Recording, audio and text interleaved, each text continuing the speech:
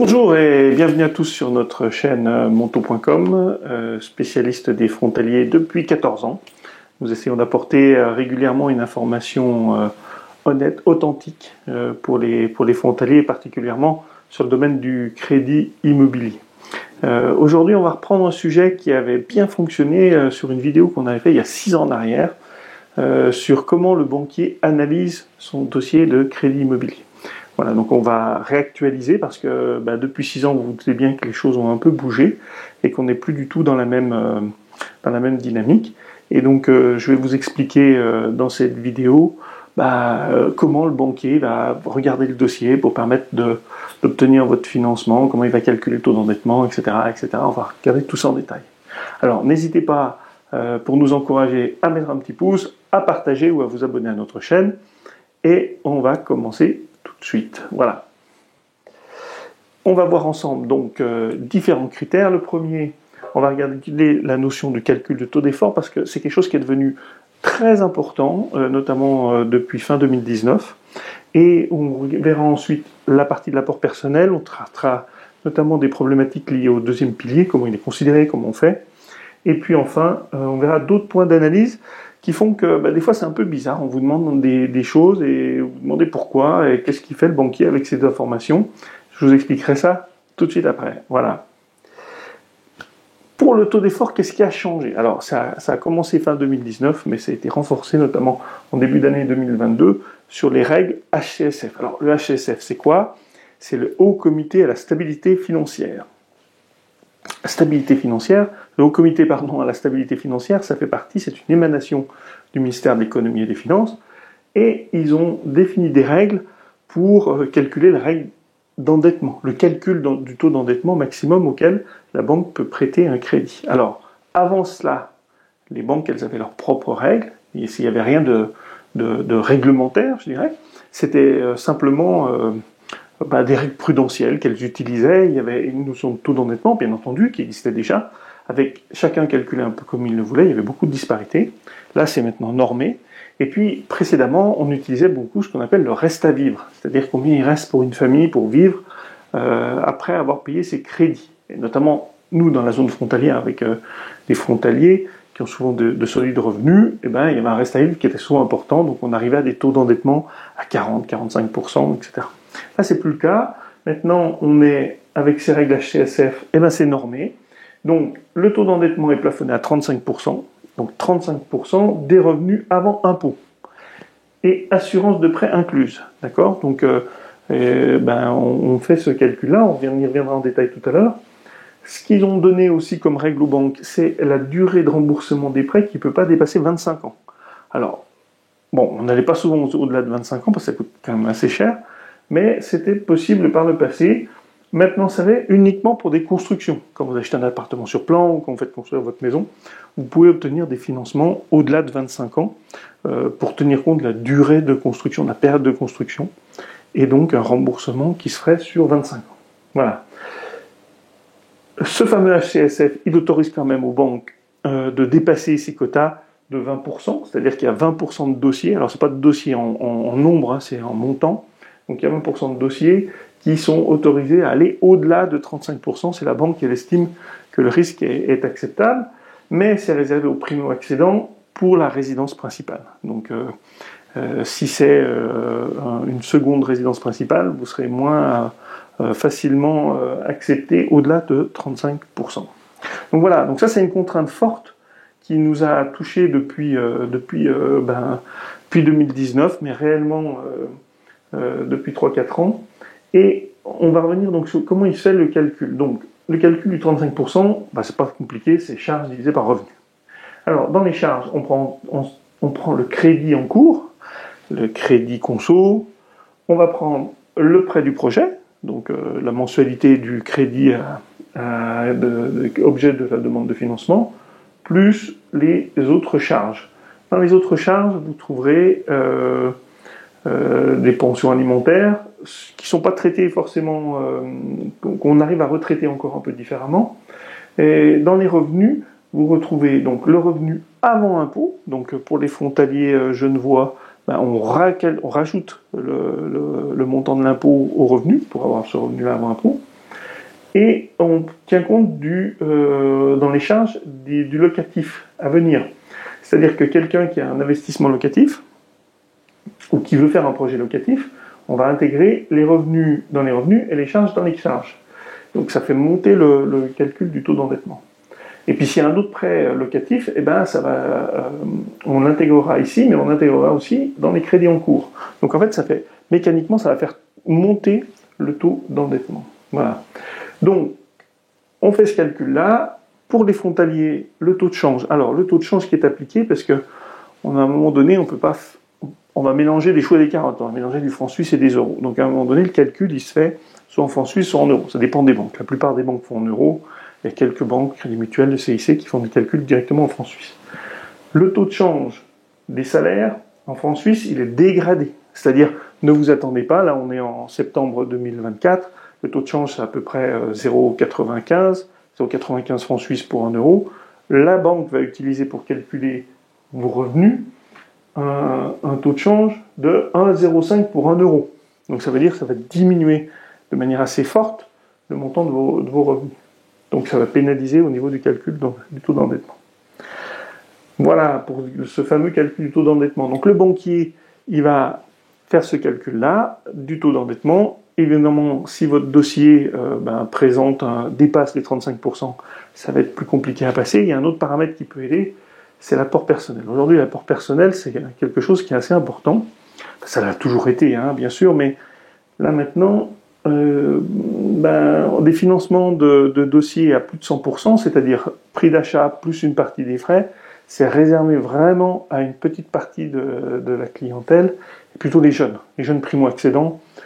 On arrive quand même à trouver des solutions, mais ça reste difficile, il faut qu'il reste un peu d'épargne quand même à côté. Sinon, usuellement, dirons-nous, les minima, il faut pouvoir apporter les frais. Les frais de notaire, les frais de dossier, les frais de garantie sont environ entre 9 et 10% du prix d'achat quand on est sur un logement existant, un logement déjà construit. Si vous achetez un logement neuf, alors les frais de notaire étant de 2,5-3%, on va redescendre ici à 5-6% d'apport personnel. D'accord ? Alors comment on les finance ? Avec de l'épargne, vos économies, ce que vous avez fait sur vos comptes, des donations. C'est quand il y a des aides de la famille, c'est souvent des donations. Alors attention, pas de prêt. Hein. Si c'est un prêt familial, ça va être enregistré dans une charge. Donc on mettra la charge dans la charge de prêt. Donc si c'est de l'argent qui est de la famille, il faut que pour que ce soit considéré de l'apport, que ce soit une donation. Et depuis quelque temps, pour lutter contre le blanchiment et l'évasion fiscale, évidemment, on nous demande un justificatif de l'enregistrement de la donation auprès des services fiscaux. Alors pour la France, ça se fait assez facilement, ça se fait en ligne. Vous pouvez aller sur impôt.gouv ou sur votre impôt.gouv et déclarer cette donation, ou ça peut se faire chez un notaire. Pour la Suisse, il faut aller à la rue du Stand à Genève pour enregistrer ça. En tout cas, le banquier voudra qu'on soit au clair au niveau fiscalité de la donation, pour pas qu'il y ait de problème par la suite. Les avoirs de prévoyance du deuxième et du troisième pilier A pour la résidence principale sont considérés comme de l'apport, mais ne peuvent pas financer les frais. Donc il faut que vous puissiez disposer d'un apport suffisant pour toute cette partie des frais de notaire, frais de dossier, frais de garantie. Les caisses de pension sont assez exigeantes là-dessus, elles vont vraiment veiller à ce qu'elles ne financent que l'objet. Donc si vous n'avez pas d'apport de liquidité ou pas la possibilité d'en avoir sous forme de donation, eh bien, ça va être compliqué de monter un dossier de crédit. Hein. Attention, sur le retrait du deuxième pilier, il y a un impact au niveau de la prévoyance. Donc ça, il faut systématiquement demander, et le banquier pourra vous le demander, c'est une projection après retrait, parce que ce qui va être important, c'est regarder qu'est-ce qui va se passer à la retraite, quels seront le montant de vos rentes, qu'est-ce que vous aurez, puisque si vous retirez du capital, ça va impacter cela. Donc ça, c'est important pour vous. Et puis, ne pas négliger l'aspect fiscal. Hein. Donc ça aussi, le banquier, alors ils sont plus ou moins rigoureux là-dessus, plus ou moins attentifs à cela, mais ça peut avoir un impact. Déjà, parce que la fiscalité, si vous êtes frontalier au moment du retrait du deuxième pilier, ce qui va se passer, c'est qu'il va y avoir un prélèvement à la source au moment de vous retirer. vous allez faire une déclaration à N+1 dans votre déclaration d'impôt, et vous serez taxé donc c'est au mois de mai N+1, et au mois de août-septembre, vous recevrez votre avis de taxation, vous aurez une taxation de 6,75% au jour d'aujourd'hui. 75%. Et une fois que vous aurez payé cet impôt en France, vous retournez voir l'administration fiscale suisse pour récupérer l'impôt qui a été payé à la source. Donc il n'y a pas de double imposition. Mais attention, parce que pour ceux qui sont à la CMU, ça va rentrer, le retrait du deuxième ou du troisième pilier va rentrer dans le calcul du revenu fiscal de référence. Donc ça veut dire que ça va augmenter vos cotisations dans les années futures. Donc soyez prudents. Il faut regarder cela. D'accord ? Alors évidemment, si on est résident suisse au moment de l'achat de sa résidence principale, là, la fiscalité elle va se faire à Genève, il n'y aura pas ce système de déclaration en France, puisqu'au moment du retrait, vous étiez résident fiscal suisse. Voilà. Les banques utilisent un taux de change dégradé aussi pour l'apport personnel. Si vous avez 100 000 francs suisses aujourd'hui sur votre compte, ça représente en réalité peut-être 105 000, 107 000 euros. Le banquier, il va le considérer comme 95 000. Pourquoi il fait ça ? Parce qu'il veut s'assurer qu'au moment où vous allez signer chez le notaire, même si le taux de change devait varier de manière significative, vous aurez suffisamment d'argent pour payer votre logement. Parce que s'il manque des sous, ça pourrait être compliqué. Donc ne soyez pas surpris sur le taux de change qui est appliqué à votre épargne aux avoirs de prévoyance. Donc voilà pour ce qui concerne la partie de l'apport. Autres points d'analyse qui sont aujourd'hui surveillés, le fonctionnement des comptes. Alors, si vous voulez avoir un bon dossier, les banquiers, ils sont assez regardants, ils cherchent à qui. Parce que, le crédit immobilier est utilisé comme produit d'appel pour capter des nouveaux clients. Et donc, ils veulent s'assurer de la qualité des clients qu'ils vont prendre. Et donc, ils vont regarder les relevés de compte. Ils vont regarder les relevés de compte en France et en Suisse. S'il n'y a pas trop de débit, s'il n'y a pas de rejet d'opération, ça c'est rédhibitoire, rejet d'opération, etc. Interdiction bancaire, on n'en parle même pas. Mais s'il y a des dépassements réguliers ou des choses comme ça, c'est pas terrible. Alors si vous avez de l'argent et que vous ne faites pas le virement, on peut encore le justifier. Si vous avez de l'argent sur des comptes épargne, puis que vous oubliez de faire les virements, ou que ça peut encore se justifier. Mais ils vont bien regarder ça, et puis ils vont regarder aussi ce que vous faites comme opération. Alors, ils vont regarder ce que vous faites comme opération, et ils vont surtout regarder s'il n'y a pas d'autres crédits. Parce qu'en France, il n'y a pas de fichier central des crédits comme en Suisse.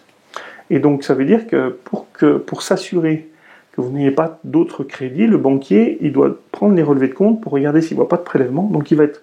Franchement, ils vont loin. Ils vont demander les 3 derniers mois de vos comptes. Si vous avez un compte monsieur, un compte madame, c'est les comptes de chacun, le compte joint, les comptes en francs suisses. Et si vous avez Revolut, par exemple, ou TransferWise, ils vont vous demander d'avoir, sur les 3 derniers mois, les relevés d'opération.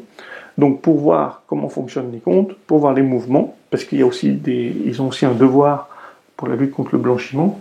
Donc, ils sont assez exigeants sur les fonctionnements de compte.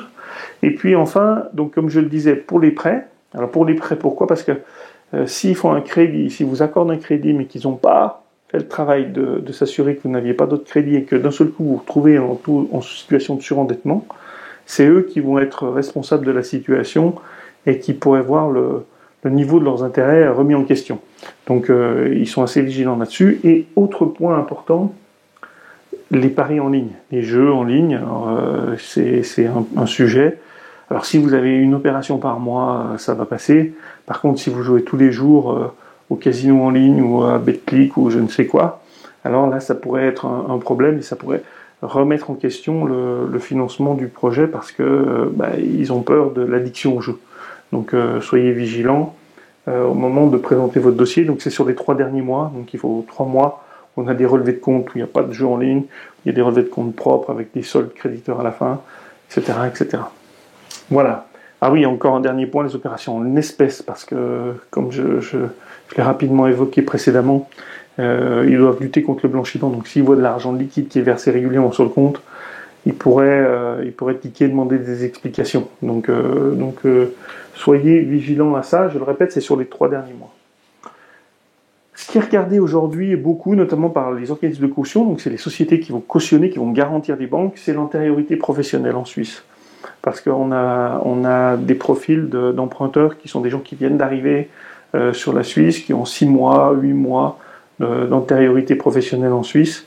Les banquiers sont plutôt frileux avec ça, ils demandent quand même, alors que la période d'essai soit purgée, ça c'est un minima, mais par contre, ils vont regarder pour certains organismes s'il n'y a pas 2 ans, notamment je pense que pour ce qui concerne la Caisse d'épargne, la Banque Populaire, pour la SACEF, ils sont assez pointilleux là-dessus, donc il faut 2 ans d'antériorité en Suisse, alors peut-être pas forcément chez le même employeur, mais au moins 2 ans d'antériorité en Suisse. Ils vont regarder aussi la constitution de l'apport personnel. Alors, on l'a évoqué, l'apport personnel tout à l'heure. Simplement, si vous avez 40 ans et que l'apport personnel il est uniquement de la donation ou du deuxième pilier, il va falloir expliquer pourquoi vous n'avez pas d'économie, pourquoi vous n'avez pas... Voilà. Alors, après, on peut donner des explications, mais ils aiment mieux avoir des banquiers, ils aiment mieux avoir des emprunteurs qui disposent d'une épargne qu'ils ont constituée.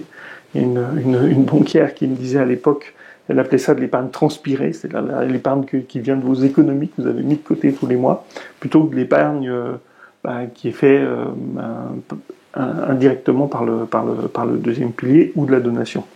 Donc c'est bien. Alors si on a 25 ans, 28 ans, puis qu'on commence à bosser, c'est moins important. Quand on a plus de 40 ans, c'est un sujet qui est aussi important, et notamment aussi dans le cadre d'une construction, mais on y reviendra dans une prochaine vidéo sur la thématique de la construction.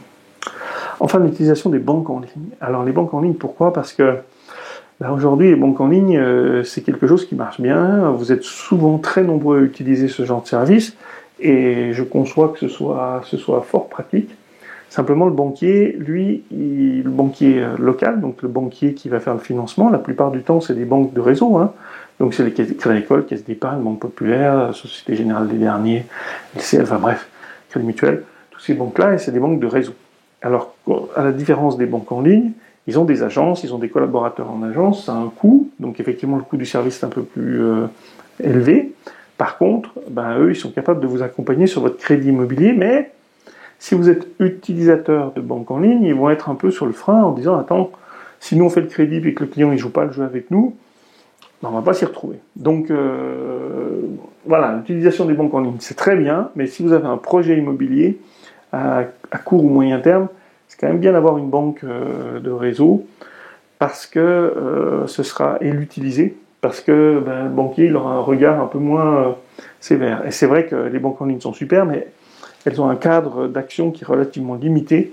Donc dès lors que vous avez des projets, notamment si vous voulez faire de l'investissement immobilier, si vous voulez faire un prêt en francs suisses, ou si vous avez des choses qui sont un peu plus larges que le cadre des banques en ligne, ou vous financez des logements dont le diagnostic de performance énergétique est dégradé. Les logements F ou G, par exemple, les banques en ligne ne financent pas. Donc voilà, c'est un point sur lequel sachez que le banquier va attirer son attention, donc il faudra vraiment lui donner des garanties sur le fait que vous allez jouer le jeu de la banque qui va financer votre logement. On reviendra peut-être, si vous le souhaitez, n'hésitez pas de poser des questions ou dans vos commentaires sur cette partie de qu'est-ce que demande le banquier en contrepartie du prêt et c'est quoi mes engagements. Et pour terminer, un peu d'actualité pour ce mois de septembre, pour cette rentrée. Les banques sont super à l'écoute. Alors autant on a traversé 1 an et demi très compliqué, très très compliqué, donc de mi-2022 à fin 2023, c'était hyper compliqué pour faire du dossier de crédit, avec la hausse des taux d'intérêt, la problématique du taux d'usure. Il y a des banquiers qui ont complètement arrêté de faire des dossiers. Là maintenant tout le monde est à l'écoute. Donc ça veut dire les banques sont là, les banquiers sont à l'écoute de projets. Alors, pour autant, il faut qu'on reste dans un cadre qui est bien défini, comme je vous l'ai présenté précédemment, mais les banques sont là. Donc, vous pouvez aller. En plus, comme les taux d'intérêt sont plutôt orientés à la baisse, je pense que c'est un moment qui est plutôt assez favorable. À noter que les critères d'analyse sont différents d'une banque à l'autre. Tout à l'heure, je vous parlais du taux de change. Il y a des banques qui prennent le taux de change au réel, il y en a d'autres qui prennent le taux de change à 1,05, voire même à 1,10. La Caisse d'épargne m'a également informé de ça. Donc il faut, si votre dossier passe pas parce que le taux d'endettement est trop élevé chez les rouges, peut-être qu'il passera chez les verts ou chez les bleus. Donc il ne faut pas trop se formaliser sur sur ça parce que les critères d'acceptation d'un dossier, pareil pour la garantie, si vous avez moins de 2 ans, il y a des dossiers, il y a des banques qui financent des gens qui ont moins de 2 ans d'antériorité en Suisse, mais pour autant, ça ne sera peut-être pas votre banque. Donc c'est pour ça que c'est intéressant de consulter un courtier, nous consulter, puisque c'est le cœur de notre métier, mais n'hésitez pas à nous consulter parce qu'on a une vision complètement générale de la situation et on saura voir si ça peut passer ailleurs alors que votre banque n'est pas forcément enclin à vous accompagner. Et puis aussi parce qu'il y a des écarts de taux conséquents, parce que ce qu'il faut comprendre, c'est que dans cette période où il y a une certaine volatilité des taux d'intérêt, c'est-à-dire où les taux d'intérêt bougent pas mal, donc là ça va dans le bon sens, hein, ça descend, les banques elles sont quand même prudentes sur la répercussion de la baisse des taux, donc il y a des niveaux de marge qui ne sont pas forcément les mêmes d'une banque à une autre. Donc c'est intéressant de comparer parce qu'il peut y avoir des écarts significatifs. Là sur le franc suisse, il y a des écarts de dingue entre les banques, il n'y a pas loin de 0,7, 0,8. Donc entre le mieux qui va être peut-être à 2,65 sur 25 ans, et puis une autre qui va vous proposer du 3,40 ou 3,50. Donc il y a vraiment des écarts importants, donc c'est important de comparer. Donc n'hésitez pas à consulter un courtier, donc un confrère éventuellement sur la zone frontalière, ou nous-mêmes. Je vous mettrai un lien vers notre site et notre agenda pour que, si vous voulez en discuter, on se tient à votre disposition. Voilà, j'espère que je vous ai éclairé sur le sujet. N'hésitez pas, comme je vous le disais, à mettre un pouce et à liker. Si vous avez des questions, j'y répondrai volontiers ci-dessous. Hein. N'hésitez pas à poser vos questions dans les commentaires. Et puis je vous donne rendez-vous très rapidement pour un autre sujet. On va parler des taux préférentiels. Voilà, comment on peut obtenir un taux préférentiel pour son crédit. On se retrouve bientôt. À bientôt sur la chaîne de Monto.com. Merci.